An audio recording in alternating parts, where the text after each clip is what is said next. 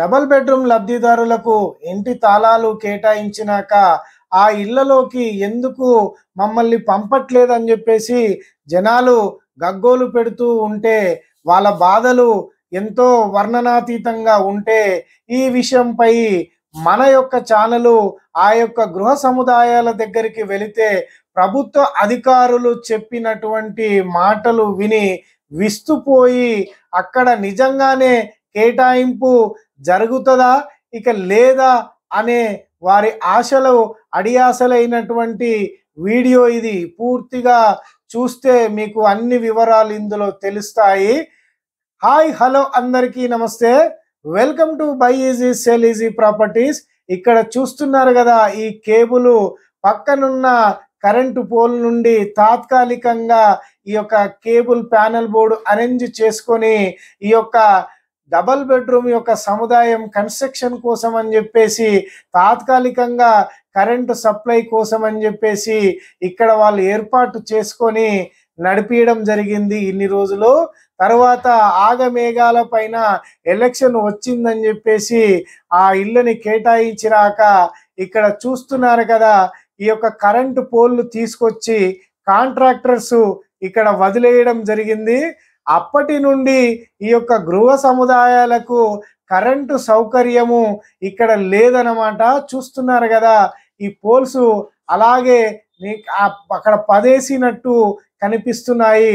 జనాలకు ఇప్పటి వరకు ఎందుకు మరి నిధులు కేటాయించలేదు, మరి నిజంగానే మా లబ్ధిదారులకు తగినటువంటి మౌలిక సదుపాయాలు అన్నీ ఉన్నాయని చెప్పేసి మంత్రులు ఎమ్మెల్యేల చేత ఆ రోజు గృహ సముదాయాలని ఓపెనింగ్ చేసి జనాలకు అలాట్మెంట్ లెటర్లు ఇవ్వడం జరిగింది. తీరా ఇక్కడికి వస్తే కరెంటు లేక జనాలు చాలా ఇబ్బంది పడతారని ప్రభుత్వ అధికారులు ఈరోజు వాళ్ళకు కేటాయించలేకపోతున్నారు. మరి ఆ రోజు నుండి ఈ రోజు వరకు మరి ఆ నిధులు కాంట్రాక్టర్ల జోబులోకి వెళ్ళినాయా, లేకుంటే ప్రభుత్వ అధికారుల నిర్లక్ష్యమా, లేదా ప్రజాప్రతినిధుల నిర్లక్ష్యమా అనేది ఇక్కడ కొట్టొచ్చినట్టు కనబడుతుంది. అయితే ఈ విషయమై గతంలో ఉన్నటువంటి ప్రభుత్వ అధికారులకు, ఇప్పుడున్న అధికారులకు, అలాగే ప్రజాప్రతినిధులకు మొరపెట్టుకుంటే ఒక్క అభాగ్యునికి కూడా మేలు జరగకుండా అలా వదిలేయడం జరిగింది. అయితే ఇప్పటికీ ఎన్నో సంవత్సరాల నుంచి వాళ్లకు ఒక కలగానే మిగిలిపోయింది డబుల్ బెడ్రూమ్ కేటాయింపు. మరి ఈ విషయంపై ప్రభుత్వ పరంగా కలెక్టర్, రంగారెడ్డి జిల్లా కలెక్టర్, హైదరాబాద్ జిల్లా కలెక్టర్, అలాగే మేడ్చల్ జిల్లా కలెక్టర్లకు కూడా అక్కడ వినతి పత్రం ఇవ్వడం జరిగింది. ఇక్కడ చూస్తున్నారు కదా, ఇది ప్యానెల్ బోర్డుకు సంబంధించిన ఇది ఏరియా అన్నమాట. ఇక్కడనే కరెంటు మీటర్లు కేటాయింపు జరగాలి. కరెంటు మీటర్లు కానీ ట్రాన్స్ఫార్మర్ కానీ లేదన్నమాట. ఇక్కడ కేబుల్ చూస్తున్నారు కదా, ఒక నల్లటి కేబుల్ డైరెక్ట్గా అక్కడ జనరేటర్కి కనెక్షన్ కూడా ఇవ్వడం జరిగిందనమాట. కానీ పవరు బ్యాకప్ ఉంది కానీ పవర్ మాత్రము లేకుండా పోయింది డబుల్ బెడ్రూమ్లకు.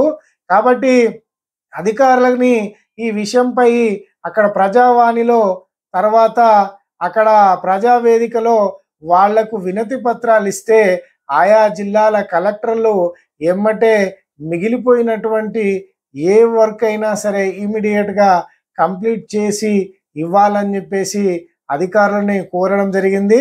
దానికి తగినటువంటి నిధులు ఏమైనా బకాయిలు పెండింగ్లో ఉంటే ఎమ్మటే విడుదల చేసి ఆ యొక్క సముదాయాలకు నీటి వసతి కానీ, కరెంటు వసతి కానీ, మరే ఇతర మౌలిక సదుపాయాలు ఉంటే ఎమ్మటే కల్పించి వాళ్లకు ఇవ్వాలని చెప్పేసి కోరడం జరిగింది. కాబట్టి ఇటువంటి మంచి వీడియోలు, ఇన్ఫర్మేటివ్ వీడియోలు మేము నిజాయితీగా, జెన్యూన్గా మీ ముందు పెడతాం. కాబట్టి మీకు ఎంతో విధంగా ఇక్కడ ఇన్ఫర్మేషన్ మీకు వచ్చినది కనిపిస్తుంది. కాబట్టి చాలామంది మన ఛానల్ని చూస్తున్నారు కానీ లైక్ కానీ లేదా సబ్స్క్రైబ్ కానీ చేయట్లేదండి. మీరు లైక్ చేసి సబ్స్క్రైబ్ చేసుకుంటే మరికొంతమందికి వీడియో చేరువవుతుంది. వాళ్లకు కూడా కొంత ఇన్ఫర్మేషను అందినటువంటి విధంగా ఉంటుంది. కాబట్టి కంపల్సరీగా మీరు వీడియోని లైక్ చేసి ఛానల్ని సబ్స్క్రైబ్ చేసుకొని మరికొంతమందికి షేర్ చేయాలని కోరుతున్నాము.